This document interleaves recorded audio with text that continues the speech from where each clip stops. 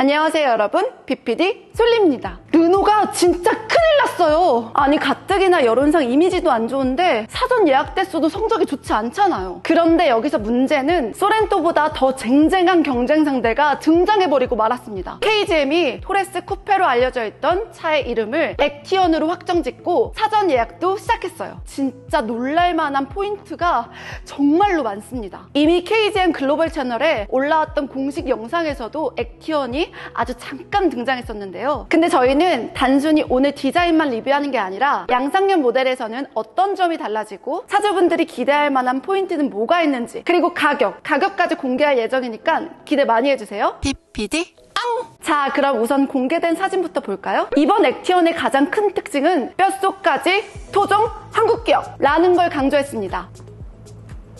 지금까지 한국을 상징하는 디자인 요소들을 자동차에는 잘 쓰지 않았잖아요. 그런데 토레스를 시작으로 KGM은 건공감리, 대한민국!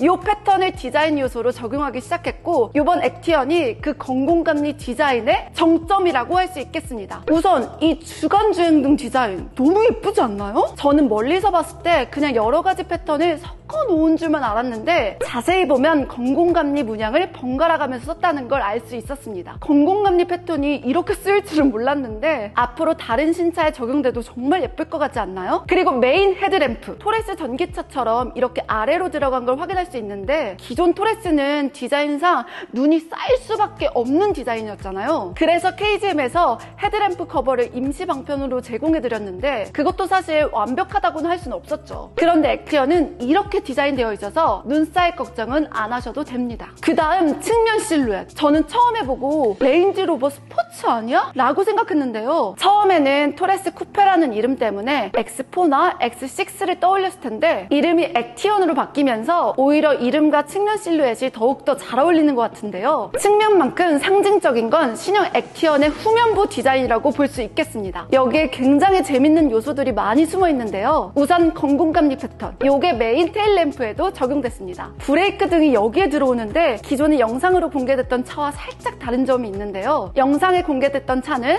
방향 지시등이 상단 가로 램프에 들어왔었는데 양상형 차는 아래에 있는 램프에 방향 지시등이 들어온다고 해요. 사실 영상으로 봤을 때 무빙 시퀀셜 형식으로 상단에 들어오는 게 너무나 예뻤는데 아래로 내려간 건 진짜 조금 아쉽네요. 우리나라 사람들은 아래 깜빡이 들어오는 거 싫어하는데 왜 그랬어? 그런데 이런 선택이 이해가 안 되는 건 아닙니다. 바로 건공감리 패턴을 강조하기 위한 선택이라고 생각하면 방향지시 등을 위에서 아래로 옮긴 것도 나쁘지가 않네요. 무엇보다 LED 램프이기도 하고 투싼만큼 아래로 내려간 것도 아니라서 안 보이거나 시인성이 나쁘진 않을 것 같네요. 자, 다음은 실내입니다. 사실 이번에는 공식 사진에 공개되지 않았는데 우리 구독자분들을 위해서 공개해드릴게요. 우선 센터 디스플레이와 계기판, 그리고 센터 페시아 디자인은 기존 토레스 전기차와 똑같이 생겼다고 합니다. 이거 진짜 비밀이에요, 여러분. 대시보드에 계기판만 깔끔하게 놓여있고 버튼은 딱 비상등 버튼만 있는 게 포인트죠. 그런데 이번에 크게 바뀐 세 가지가 있습니다. 첫 번째는 스티어링 휠 디자인. 아니 저는 사실 그 날개 디자인 진짜 별로라고 생각했거든요. 미안 KGM. 아니 저처럼 호불호가 많이 갈렸던 것도 사실이잖아요. 그런데 액티언부터는 아예 KGM 영문 레터링이 들어가면서 스티어링 휠 중앙에 딱! 뭔가 투박하고 별로일 것 같았는데 남자다운 SUV 브랜드에는 딱인 것 같습니다. 이런 변화 너무나 좋은데요? 그리고 GMC나 허머 같은 차들도 이렇게 영문 레터링을 사용하잖아요. 너무 좋은 선택인 것 같습니다. 그리고 또 하나, 물리 버튼이 추가된다고 합니다.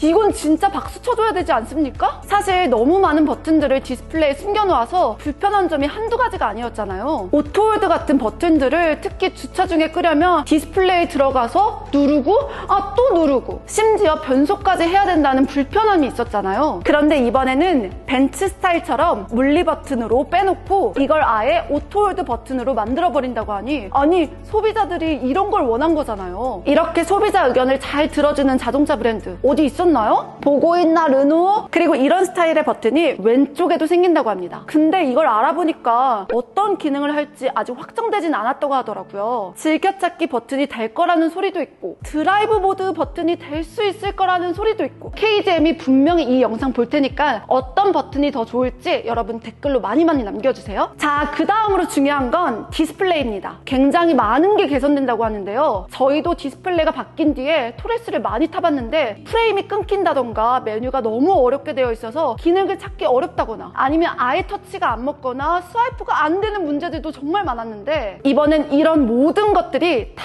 개선된다고 합니다. 우선 메뉴가 개선된다고 하는데 차량 관련 컨트롤 메뉴가 아예 상단 바로가기 버튼으로 빠진다고 하더라고요. 여기에 어떤 기능들이 있냐면 오토홀드, 드라이브 모드, 헤드램프 조사각 이런 것들도 다 들어간다고 해요. 기존에는 비이클이라고 되어 있던 메뉴거든요. 심지어 비이클 메뉴로 들어가려면 공조장치 누르고 거기서 또 이상한 경로로 들어갔어야 됐는데 이번에는 아예 컨트롤이라는 메뉴명으로 바꾸고 상단 바로가기 메뉴로 빼버려서 사용하기 아주 편하게 바뀔 거라고 합니다. 그리고 분할 화면도 제대로 될 예정이라고 합니다. 그전에는 공조장치 메뉴를 띄워두면 분할 화면을 내비게이션 화면에서만 쓸 수 있었는데 이제는 홈 화면에서도 분할 화면을 쓸 수 있다고 하니까요. 와, 이거 진짜 편하겠는데요? 근데 사실 디자인만 예쁘면 뭐 하겠어요? 가장 중요한 건 가격이잖아요. 아, 진짜 이거는 공개하면 안 되는 건데. 아직 공식 가격은 공개되지 않았지만 제가 여러 가지 루트로 취재를 해보니까는 가격도 진짜 기대해볼 만합니다. 그랑콜레오스랑 비교를 안 해볼 수가 없잖아요. 두 차 모두 예상 가격이 나왔는데 우선 그랑콜레오스 예상 가격이 가솔린 모델 기준으로는 3,300만 원부터 3,900만 원까지. 그런데 액티어는 미디어 시승차가 3,700만 원 선이라고 하는데요. 보통 미디어 시승차는 풀옵션으로 세팅하는 편인데 만약 이 가격대가 풀옵션이라면 경쟁력 상당할 것 같은데요. 그리고 시작 가격도 3천만 원 초중반대로 예상된다고 하는데 중요한 건 트림입니다. 딱 두 가지 트림이 나오는데요. 하이 트림에도 거의 모든 사양들이 기본으로 적용되고 뭐야, 이 정도면 그냥 깡통 사도 되겠는데요? 사실 이 정도 변화만 봐도 그랑콜레오스보다는 반응이 훨씬 더 좋을 걸로 예상됩니다. 사실 르노가 전체적으로 최근 그 사건 때문에 여론이 상당히 안 좋은 건 사실이잖아요. 이게 사전 예약 대수 성적으로 이어졌다고 생각하는데 KGM은 오히려 전혀 반대되는 여론을 잡아가는 거죠. 소비자들과 소통해서 그 문제를 해결한다는 점, 이게 가장 대표적인 차별점이라고 보고요. 그리고 적어도 KGM은 그런 문제가 아직 없잖아요. 그래서 제가 생각했을 땐 KGM은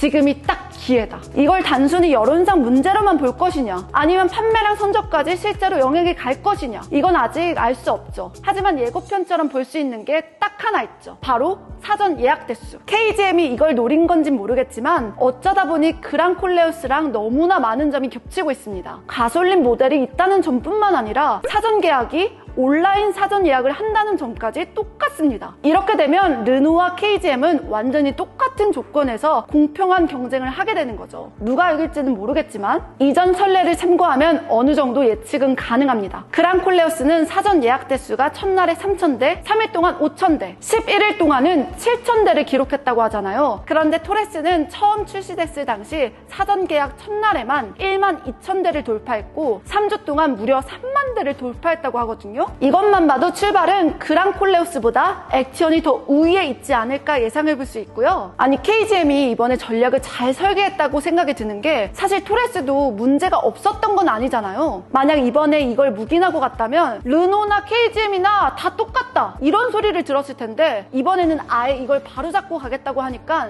응원을 할 수밖에 없는 거죠. 저는 액티언한테 바라는 점은 르노와 같은 문제가 발생하지 않아야 하는 건 기본이고요. 만약 비슷한 문제가 발생하더라도 확실한 사과와 빠른 조치로 문제를 빠르게 종식시키는 모습을 보여주는 걸 바랍니다. 위기에 대처하는 능력이 자동차 기업한테는 특히나 중요하니까요. KGM이 액티언을 이렇게 신경 써서 출시한다고 하니까 다음 신차가 기대되는 건 저만 그럴까요? 액티언 다음으로 나올 신차들도 살펴보면은 너무 기대가 됩니다. 올해 가을쯤 토레스 픽업 트럭이 순수 전기 모델로 출시되고 KR10은 심지어 내연기관과 하이브리드 모델까지 추가된다는 소리가 있잖아요. KR10은 많은 분들이 원하셨던 물리 버튼도 부활된다고 하니까요. 디자인이야 말할 것도 없을 정도로 예쁘게 나올 거라서 기대를 안 하지 않을 수 없겠죠? 자, 오랜만에 이렇게 차분하게 정보를 전달해드렸는데 실물 리뷰도 저희가 빠르게 준비해볼 테니까 여러분 기대 많이 해주시고요. 네, 저는 지금까지 PPD 솔림이었습니다.